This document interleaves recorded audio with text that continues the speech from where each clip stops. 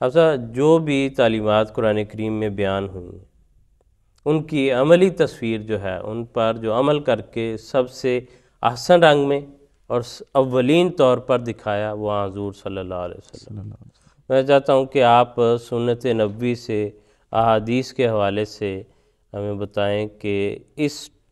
موضوع کے متعلق ہمیں حضور صلی اللہ علیہ وسلم کی سیرت کے پاک نمونے کس طرح ملتے ہیں۔ جزاکم اللہ۔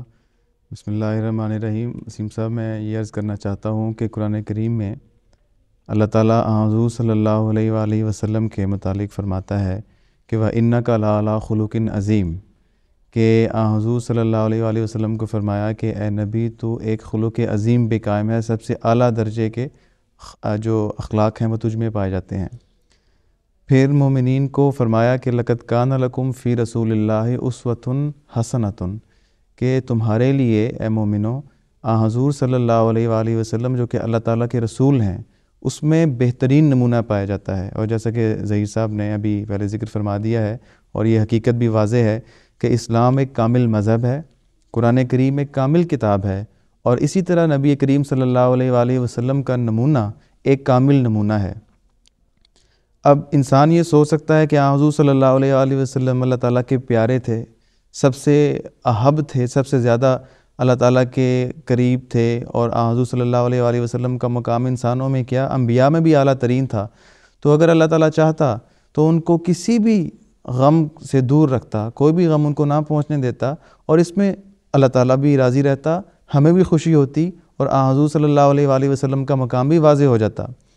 لیکن حضرت مسیح موعود علیہ الصلوۃ والسلام انبیاء کی بعثت کی حقیقت کو بیان کرتے ہوئے یہ فرماتے ہیں کہ جب انبیاء تعلیمات لے کر آتے ہیں تو اپنا نمونہ ساتھ پیش کرتے ہیں، اور اسی لیے ایک حدیث میں یہ بھی ذکر ہے کہ جو انبیاء کی امتیں ہوتی ہیں ان میں سے اشد بلاؤہم، جو سب سے زیادہ تکلیفیں پانے والے وجود ہوتے ہیں وہ ان کے انبیاء ہی ہوتے ہیں، کیونکہ وہ ایسا نمونہ ان تکلیفوں کے وقت میں امت کے سامنے پیش کرتے ہیں کہ اگر اس قسم کی تکالیف تم پر وارد ہوں یا اللہ تعالیٰ کی طرف سے امتحان اور ابتلاء کا سامان تمہارے لیے پیدا ہو تو تم اس طرح ان ابتلاء پہ نمونہ پیش کرنا، اس نمونے کے مطابق عمل کرنا۔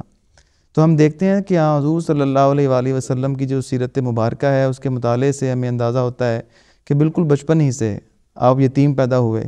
چھوٹی سی عمر تھی، آپ کی والدہ ماجدہ کا انتقال ہو گیا، پھر دادا جو کہ نہایت شفیق تھے انہوں نے اپنے زیر پرورش لیا تو کچھ ہی عرصے کے بعد ان کا بھی انتقال ہو گیا، اور اس طرح آپ کی زندگی ہم دیکھتے ہیں کہ مرحلہ بمرحلہ مختلف قسم کے جو آپ کے غم ہیں، لوگوں کے عزیزوں کے بچھڑنے کے، ان میں آپ جو ہے وہ مبتلا ہوئے۔ لیکن ہم یہ دیکھتے ہیں کہ کسی بھی موقع پر کوئی ایسی بات تاریخ سے یا کسی بھی روایت سے ہمیں نہیں ملتی کہ حضور صلی اللہ علیہ وآلہ وسلم نے کبھی بھی بے صبری کا نمونہ نعوذ باللہ دکھایا بھی ہو۔ پھر انسان سوچتا ہے کہ جو انسان کا ساتھی ہے، انسان کی بیوی ہوتی ہے، وہ مشکل مرحلوں میں بھی ساتھ ہوتی ہے، آسان مرحلوں میں بھی ساتھ ہوتی ہے، کشائش میں بھی، عسر میں بھی، یسر میں بھی، لیکن ہم دیکھتے ہیں کہ حضور صلی اللہ علیہ وآلہ وسلم کی سب سے پیاری زوجہ حضرت خدیجہ رضی اللہ تعالیٰ عنہ، جن کے بارے میں حضرت عائشہ بھی فرماتی ہیں کہ میں ان سے رشک کرتی تھی کہ کاش وہ جو مقام ان کو حاصل ہے کبھی مجھے بھی حاصل ہو سکتا۔ ان کے بارے میں بھی ہم دیکھتے ہیں کہ حضور صلی اللہ علیہ وآلہ وسلم ان کے بچھڑنے پہ افسوس کیا، آپ کو یاد کیا کرتے تھے محبت کے رنگ میں، لیکن کبھی ناشکری، بے صبری، جزا فضا یا اس قسم کی کوئی بات ہمیں ان کی وفات پہ یا اس کے بعد بھی ہمیں نہیں ملتی۔ جو ان کو یاد کرنا تھا وہ بھی اصل میں ایک اور خلق کا اظہار ہے، وہ وفا کے تعلق کا اظہار ہے۔ جی بالکل، کہ کبھی بھی ان کو جو اول وقت میں آپ کو آ کے ملی ہیں کبھی بھی اس تعلق کو بھلایا نہیں، اور لیکن اس میں اس حد تک بھی مبالغہ نہیں کیا، کبھی آنے نہیں دیا کہ وہ صبر کی حد سے نکل جائے، کبھی جو ہے اللہ تعالیٰ کی رضا کے تابع ہمیشہ ہر حال میں رہے۔ پھر انسان یہ سوچتا ہے کہ انسان کی اولاد کو بہت انسان سے پیار ہوتا ہے، کہتے ہیں کہ شاید اپنے ساتھی سے بھی زیادہ انسان کو اپنی اولاد سے پیار ہوتا ہے،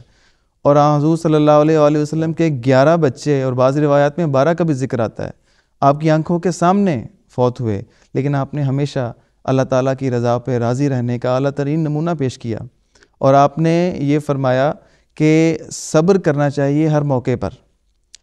اب انسان یہ سوچ سکتا ہے کہ کیا صرف صبر ہی فرمایا یا جزا فضا نہیں کی؟ تو اس کا دوسرا پہلو بھی ہے، آپ کو ان سے پیار تھا، آپ کو ان سے محبت تھی، آپ نے اس محبت کا اظہار بھی فرمایا۔ چنانچہ روایات میں آتا ہے کہ حضرت ابراہیم رضی اللہ تعالیٰ عنہ کی جب وفات ہوئی تو آپ صلی اللہ علیہ وآلہ وسلم نے فرمایا کہ آنکھیں آنسو بہاتی ہیں،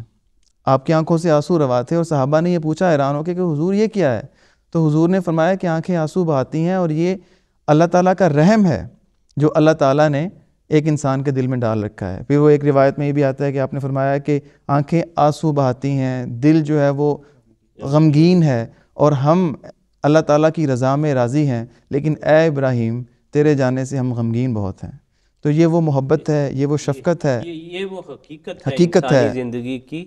اگر کوئی یہ سمجھے کہ حضور صلی اللہ علیہ وسلم نعوذ باللہ انسانی جو احساسات ہیں ان سے عاری تھے، قطعاً ایسا نہیں ہے۔ جو دکھ اور محبت اور پیار انسان میں قدرتی طور پر پیدا ہوتا ہے وہ اسی طرح نمایاں تھا، اسی طرح نظر آتا ہے۔ ہمدردی کا وہ تعلق جو اپنی اولاد سے ہوتا ہے، جو ان کی بیماری میں جو دکھ اور تکلیف ہوتی ہے، جو ان کی وفات پر صدمہ ہوتا ہے، ساری چیزیں موجود ہیں، لیکن اس کو اس حد سے بڑھنے نہیں دیا، توازن کہ توازن جو ہے وہ قائم رکھا ہے۔ اور اس میں یہ بڑی خوبصورت بات ہے کہ آن حضور صلی اللہ علیہ وسلم کی ایک جو خاص جو آن صلی اللہ علیہ وسلم کی ذات اقدس کا ایک خاص پہلو ہے، وہ یہ کہ آن حضور صلی اللہ علیہ وسلم کی جو شادی ہوئی ہے، آپ کی 25 سال کی عمر میں شادی ہوئی اور 40 سال کی عمر میں جا کے آپ کو نبوت کے منصب پہ فائز فرمایا اللہ تعالیٰ نے۔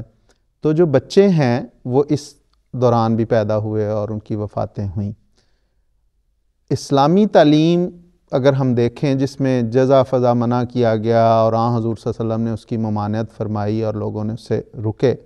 اس سے پہلے اس وقت میں تو زمانہ جاہلیت میں یہ بہت بڑا یہ رواج تھا، اور کہ جب کوئی اس طرح وفات ہوتی تھی تو بڑا اس پہ رونا پیٹا جاتا تھا اور بڑا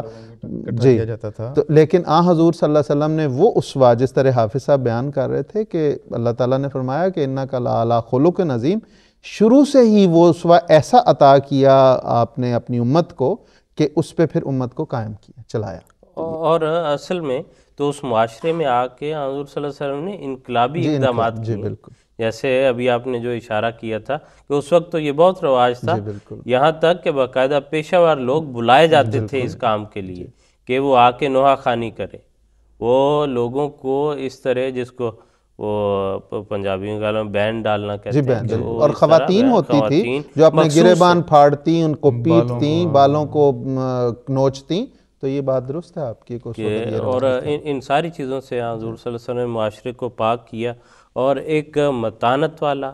وقار والا معاشرہ جو ہے وہ حضور صلی اللہ علیہ وسلم نے قائم فرمایا۔ لیکن افسوس کی بات وسیم صاحب یہاں پہ یہ بھی ذکر ہو جائے چھوٹی سی، ہم آگے بھی کریں گے، لیکن حضور دیکھیں آج سے 1400 سال پہلے جب اتنا رواج تھا، حضور صلی اللہ علیہ وسلم نے اس وقت یہ اسوہ دیا کہ نہیں کرنا، سب کچھ اللہ کو سمجھنا ہے، کہ یہ جو دنیاوی زندگی ہے یہ تو ایک متاع دھوکہ دینے والا ہے۔ تو اس میں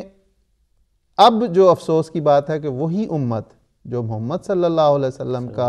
کے ساتھ اپنے آپ کو جوڑتی ہے اور ان کا امت کہلاتی ہے، ان میں یہ پھر یہ رواج عود کرتا چلا جا رہا ہے، اور لوگ بین ڈالتے ہیں، نوحہ کرتے ہیں، جزا فضا کرتے ہیں۔ بالکل ایسا، اور خاص طور پہ جس زبان میں ہم پروگرام کر رہے ہیں، اردو کے ہمارے جو ویورز ہیں انڈیا پاکستان کے معاشرے میں، تو یہ عام حصہ ہے غیر احمدی حلقے میں۔ جی بالکل، ریپیٹڈلی کہتا ہوں کہ اللہ تعالیٰ کے فضل سے جماعت میں تو یہ تصور موجود نہیں، اسی طرح وقار کے ساتھ خواتین کی آواز سنے جانا کہیں دور تک رونے کی، اس طرح یہ بہت شاذ و نادر کہیں ہوتا ہے۔